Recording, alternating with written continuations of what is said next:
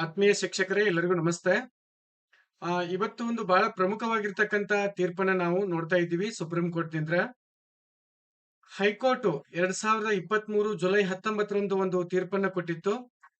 ಆ ತೀರ್ಪನ್ನ ಪ್ರಶ್ನೆ ಮಾಡಿ ಕ್ರೈಸ್ಟು ಸುಪ್ರೀಂ ಕೋರ್ಟ್‌ಗೆ ಹೋಗಿತ್ತು. ಸೊ ಈ ಏನು ಹೈಕೋರ್ಟ್ ಕೊಟ್ಟಿರ್ತಕ್ಕಂತ ತೀರ್ಪನ್ನ ಸುಪ್ರೀಂ ಕೋರ್ಟ್ ಏನಪ್ಪಾ ಅಂದ್ರೆ ಎತ್ತಿ ಹಿಡಿದಿದೆ.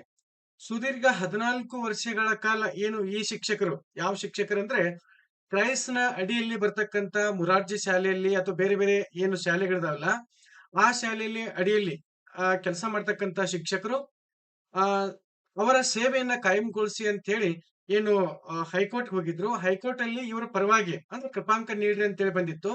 ಅದಾದ್ಮೇಲೆ ಅದನ್ನ ಪ್ರಶ್ನಿಸಿ ಕ್ರೈಸ್ಟ್ ಏನಪ್ಪಾ ಅಂತಂದ್ರೆ ಸುಪ್ರೀಂ ಕೋರ್ಟ್ ಹೋಗಿತ್ತು. ಈಗ ಸುಪ್ರೀಂ ಕೋರ್ಟ್ ಏನು ಹೈಕೋರ್ಟ್ ಏನ್ ಕೊಟ್ಟಿದೆಯಲ್ಲ, ಅದನ್ನ ಏನಪ್ಪಾ ಅಂದ್ರೆ ಸುಪ್ರೀಂ ಕೋರ್ಟ್ ಎತ್ತಿ ಹಿಡಿದಿದೆ.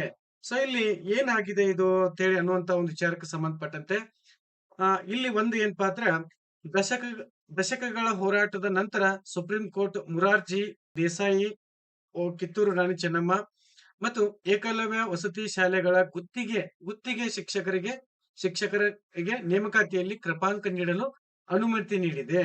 ಈ ಮಹತ್ವದ ತೀರ್ಪು 14 ವರ್ಷಗಳ ಕಾಲ ಕಾನೂನು ಹೋರಾಟಕ್ಕೆ ಯಶಸ್ಸು ತಂದಿದ್ದು ಹೈಕೋರ್ಟ್ ಆದೇಶವನ್ನ ಎತ್ತಿ ಹಿಡಿದಿದೆ.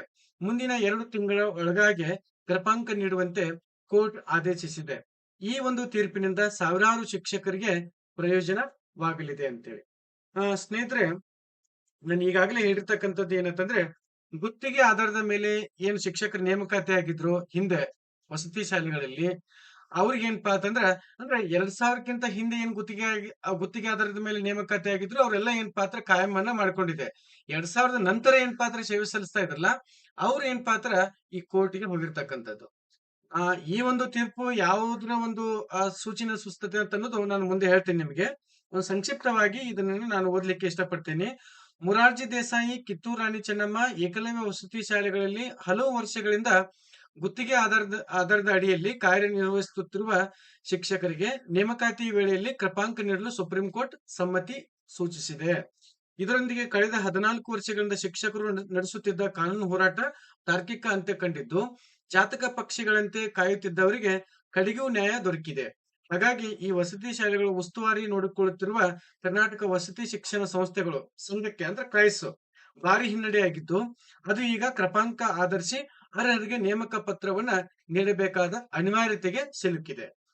ಹೈಕೋರ್ಟ್‌ನ ಏಕ ಸದಸ್ಯತ್ವ ಪೀಠ ಹಾಗೂ ವಿಭಾಗೀಯ ಪೀಠಗಳು ಗುತ್ತಿಗೆ ಆಧಾರದಲ್ಲಿ ಕಾರ್ಯನಿರ್ವಹಿಸುತ್ತಿರುವ ಶಿಕ್ಷಕರಿಗೆ 5% ಅಂದ್ರೆ 1 ವರ್ಷಕ್ಕೆ 5% ಕ್ರಮಾಂಕ ನೀಡಬೇಕೆಂದು ಮಾಡಿದ್ದ ಆದೇಶವನ್ನ ಸುಪ್ರೀಂ ಕೋರ್ಟ್ ಎತ್ತಿ ಹಿಡಿದಿದೆ.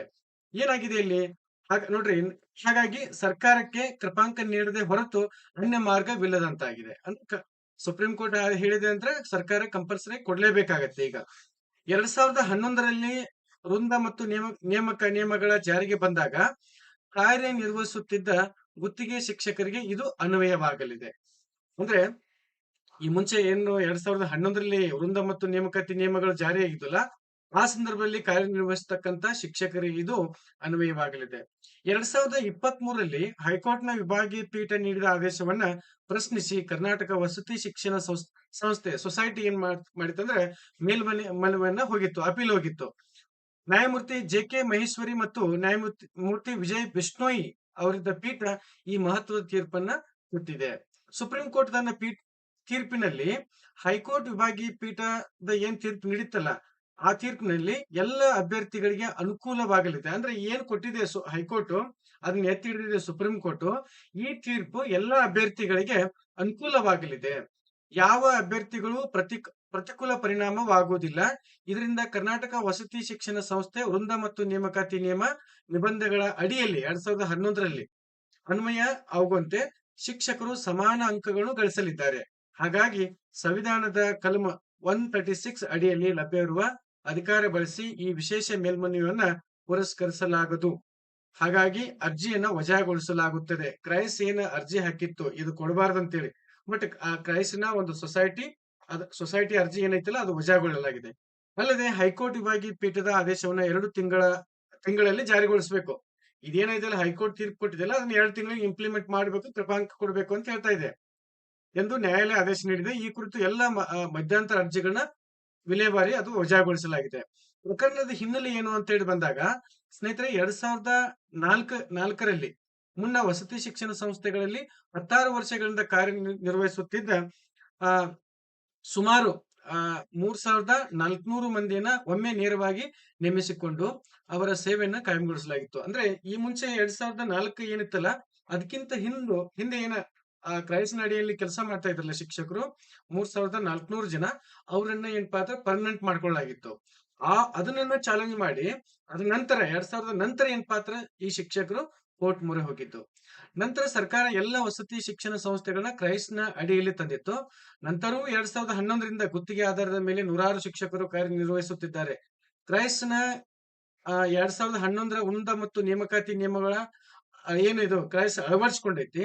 ಆಗ 2004ರ ನಂತರವೂ ಗುತ್ತಿಗೆ ಆಧಾರದಲ್ಲಿ ಕಾರ್ಯನಿರ್ವಹಿಸುತ್ತಿದ್ದವರು ತಮ್ಮನ್ನೂ ಕಾಯಂ ಮಾಡುವಂತೆ, ಅಂದ್ರೆ 2004ಕ್ಕಿಂತ ಏನಿದ್ರು ಅವರೆಲ್ಲ ಪರ್ಮನೆಂಟ್ ಮಾಡ್ಕೊಂಡ್ರು. 2004ರ ನಂತರ ಏನಪ್ಪಾ ಅಂತಂದ್ರ ಶಿಕ್ಷಕರದಲ್ಲ ಅವರು ಇದನ್ನೇನ ಪ್ರಶ್ನೆ ಅಂದ್ರೆ ನಮ್ನು ಪರ್ಮನೆಂಟ್ ಮಾಡ್ಕೊಡ್ರಿ ಅಂತ ಹೇಳಿ ಕೋರ್ಟಿಗೆ ಹೋಗಿದ್ದಾರೆ. ಇಷ್ಟೇ ಸಿಂಪಲ್ ಆಗಿ.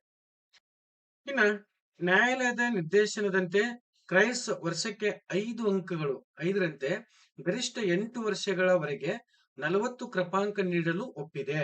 ಆದ್ರೆ ಗುತ್ತಿಗೆ ಶಿಕ್ಷಕರು ವರ್ಷವಿಡೀ ಅಂದ್ರೆ ಶೈಕ್ಷಣಿಕ ವರ್ಷದ ಆರಂಭದಿಂದ ಅಂದ್ರೆ ಜೂನ್ ಟು ಏಪ್ರಿಲ್ ವರೆಗೆ ಈ ಒಂದು ಅವಧಿ ಒಳಗೆ ಏನಪ್ಪಾ ಅಂದ್ರೆ ಕೆಲಸ ಮಾಡಿರ್ಲೇಬೇಕಂತೇಳಿ ತಾಕೀತು ಮಾಡಿತ್ತು. ಇದರಿಂದ ಒಂದೆರಡು ತಿಂಗಳ ಕಾಲ ತಡವಾಗಿ ಏನಾದ್ರು ಜಾಯಿನ್ ಆಗಿದ್ರೆ ಅಂತವ್ರಿಗೆ ಏನಪ್ಪಾ ಅಂತಂದ್ರ ಇದು ಸಮಸ್ಯೆ ಆಗ್ತಾ ಇತ್ತು. ಕ್ರಮಾಂಕದಿಂದ ವಂಚಿತರಾಗ್ತಾ ಇದ್ರು. ಅಂತ ಶಿಕ್ಷಕರು ಕೋರ್ಟ್ ಏನಪ್ಪಾ ಅಂದ್ರ ಏಕ ಸದಸ್ಯದ ಪೀಠದ ಮೊರೆ ಹೋಗಿದ್ದಾಗ ನ್ಯಾಯಾಲಯ ಶಿಕ್ಷಕರು ಎಷ್ಟು ತಿಂಗಳ ಸೇವೆ ಸಲ್ಲಿಸುತ್ತಾರೋ ಅಷ್ಟಕ್ಕೆ ಸಮನಾದ ಕ್ರಮಾಂಕ ನೀಡಬೇಕೆಂದು ಆದೇಶ ನೀಡಿತ್ತು. ಆದೇಶವನ್ನ ಹೈಕೋರ್ಟ್ ವಿಭಾಗೀಯ ಪೀಠವು ಜುಲೈ 19, 2023ರಂದು ಈ ಒಂದು ಆದೇಶವನ್ನ ಎತ್ತಿ ಹಿಡಿದಿತ್ತು. ಅಂದ್ರೆ ಕ್ರೈಸ್ತನ ನಿಯಮ ಐತಲ್ಲ ಅದನ್ನ ಪ್ರಶ್ನಿಸಿ ಇದನ್ನ ಎತ್ತಿ ಹಿಡಿದಿತ್ತು. ಸೊ ಇಲ್ಲಿ ಸುದೀರ್ಘವಾಗಿರ್ತಕ್ಕಂಥ ಕ್ರಮಾಂಕ ನೀಡಲಿಕ್ಕೆ ಒಂದು ಸಮಸ್ಯೆ ಇತ್ತು ಇದು. ಸೊ ಆ ಕಾರಣಕ್ಕಾಗಿ ಸೊ ಇನ್ ಮುಂದೆ ಏನು ಒಂದು ವರ್ಷಕ್ಕೆ 5 ಕ್ರಮಾಂಕಗಳನ್ನ ನೀಡಬೇಕಂತೇಳಿ ಸೊ ಸುಪ್ರೀಂ ಕೋರ್ಟ್ ಹೈಕೋರ್ಟ್ ನ ಆದೇಶವನ್ನ ಎತ್ತಿಡಿದೆ.